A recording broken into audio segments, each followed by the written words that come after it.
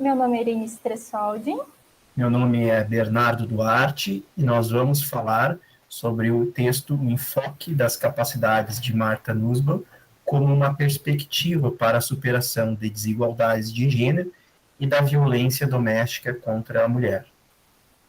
É perceptível que a violência doméstica contra a mulher é crescente e multifacetada ao redor do mundo. O último relatório de desenvolvimento humano emitido pela ONU, em um estudo recente divulgado pelo Instituto Datafolha, demonstra que o caminho a percorrer é longo. O problema é complexo, o que implica dizer que não é possível encontrar uma solução simples e rápida para a questão. Partindo, então, dos dados colhidos nesses estudos, e sob a luz da perspectiva filosófica, o artigo tem por objetivo compreender o enfoque das capacidades de Martha Nussbaum como uma perspectiva para a superação das desigualdades de gênero, que, conforme as pesquisas citadas, é um fator relevante para a perpetração e perpetuação da violência contra a mulher. Para isso, partimos do problema de pesquisa. A perspectiva das capacidades pode ser um parâmetro para investimento em políticas públicas que tenham um reflexo positivo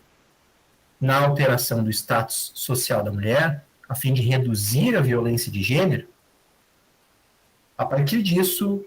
a colega Irenice vai falar um pouco mais sobre essa perspectiva das capacidades de Martha Nussbaum.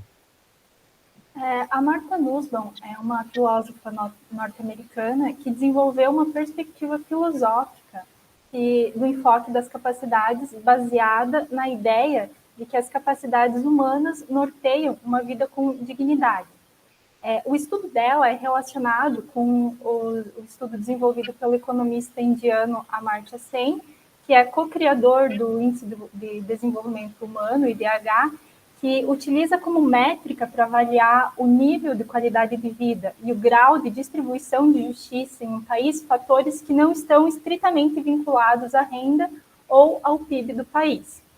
Essa perspectiva das capacidades busca entender o que as pessoas são efetivamente capazes de fazer e de ser com as riquezas que a sociedade produz e, principalmente, se conseguem converter essas capacidades em liberdades substantivas. Então, a Martha Nussbaum desenvolve assim, uma fundamentação filosófica dessa perspectiva, na qual ela propõe uma lista com 10 capacidades humanas centrais que compõem uma espécie de objetivo geral que integra a ideia de justiça social mínima, de modo que uma sociedade que não garanta essas capacidades básicas para todos os seus cidadãos não pode ser considerada uma sociedade justa. As capacidades humanas centrais que a Martha Nussbaum enumera envolvem diversos fatores e todos eles são igualmente importantes e devem estar presentes em igual medida. Então, capacidades centrais, fatores como a vida, que envolve ser capaz de viver até o fim da vida sem morrer prematuramente, ter saúde corporal, integridade corporal, que envolve a violência doméstica, inclusive, ter as dimensões de sentimento, imaginação, pensamento, ser capaz de desenvolver essas dimensões, a capacidade de desenvolver emoções, de razão prática, que é formar uma concepção de bem e se envolver nessa reflexão crítica sobre o planejamento da própria vida, a questões como a filiação, que se relaciona a viver com os outros, reconhecer, mostrar preocupação com os outros seres humanos, com o meio ambiente, com animais, plantas, o mundo da natureza, a capacidade de diversão, de controle sobre o ambiente político, que é participar das escolhas políticas que efetivamente governam a própria vida, direitos de participação política, de liberdade de expressão, liberdade de associação e controle também sobre o ambiente material, que envolve a capacidade de ser capaz de manter a propriedade, tanto de imóveis quanto de imóveis, e procurar emprego em uma base de igualdade. Então, na perspectiva da Martha Nussbaum, uma vida digna é composta pelo conjunto de todas essas capacidades. Não é possível escolher uma delas para determinar posições sociais, porque todas elas são requisitos mínimos para a dignidade e são importantes para que cada cidadão, para todos os cidadãos de toda e qualquer nação, essas capacidades estão intrinsecamente ligadas à liberdade, que é uma questão central do enfoque das capacidades, que é a efetiva liberdade de escolha. Então, nessa perspectiva, a igualdade de oportunidades tem um papel importante para o desenvolvimento das capacidades, principalmente quando se fala na abertura de espaços para oportunidades de desenvolvimento e de atuação social da mulher, que é o tema aqui discutido, especialmente considerando todas as dificuldades, todos os obstáculos que são enfrentados para que as mulheres convertam suas capacidades em liberdades substantivas. O Bernardo agora vai contar um pouquinho para a gente como esses obstáculos ao desenvolvimento das capacidades vêm se comportando, especialmente no período da pandemia no Brasil, e por que esse enfoque das capacidades pode ser interessante para superar esse tipo de desigualdade de gênero e a violência doméstica. Então, o primeiro aspecto que nós devemos ressaltar é o relatório de desenvolvimento humano, RDH, emitido pela Organização das Nações Unidas. Foi publicado no ano de 2020 e ele demonstra a dimensão dessa desigualdade. O Brasil ocupa hoje a 84 na posição de desenvolvimento humano geral, contudo, apesar de se encontrar no início do segundo terço da lista, o relatório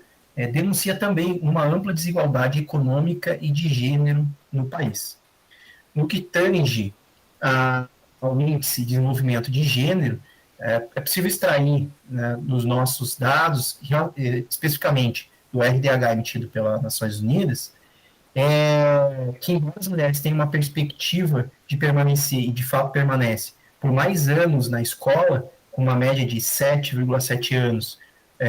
para os homens e 8,2 para as mulheres, elas ainda mantêm um poder de compra bastante inferior ao dos homens. Essa desigualdade é reforçada também pelo que indica os indicadores apontam sobre desigualdade política de gênero no país, onde apenas 15% dos assentos no parlamento são ocupados por mulheres. Aponta ainda que as mulheres têm uma educação secundária em percentual superior à dos homens e, apesar disso, apresentam a participação de força de trabalho bastante inferior, na proporção de 54,2% para mulheres e 74,1% para homens. No que tange a violência praticada contra mulheres e meninas, o painel do RDH3, ele indica que 16,7% da população feminina brasileira, entre 15 anos ou mais, é vítima de violência praticada por parceiro íntimo. Esse conjunto de referências indica que a redução da violência doméstica depende de investimentos multidimensionais por parte da sociedade. As políticas devem ser voltadas tanto para o fortalecimento do papel da mulher na sociedade, quanto a sua proteção, redução de violência praticada contra ela. Sem investimento em políticas e medidas voltadas no âmbito multidimensional, no qual se desenvolve e se perpetua a violência e desvalorização da mulher na sociedade, os índices vão se manter alarmantes. É o que retrata e é o que foi exposto no texto abordado, com base no que a Martha Nussbaum já nos traz e já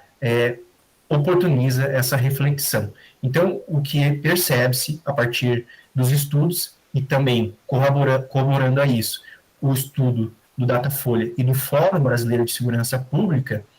também corrobora isso, colocando essa situação